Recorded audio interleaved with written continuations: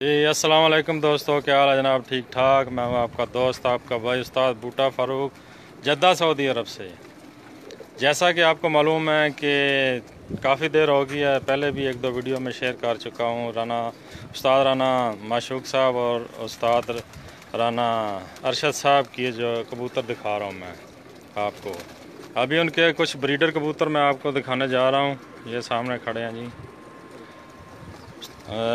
ये सामने जनाब खड़े हैं राना उस्ताद राना अरशद साहब, उस्ताद राना माशूक साहब। ये जनाब हमारे बहुत स्पेशल दोस्त हैं जी। ये अभी मैं करीब करके आपको दिखाऊंगा। राना इफ्तिखार ठाकर साहब जी, अलमारूफ ठाकर। बिल्कुल करीब करके आपको दिखाऊंगा। बहुत प्यारे दोस्त हैं हमारे माशाल्लाह। ये जनाब शाहिद साहब हैं, ये सामने खड़े हैं जी। ये बाबू बाबू खड़े हैं, ये सामने गफ़ार अहमद और बाबू। ये राना आफ्ताब साहब खड़े हैं।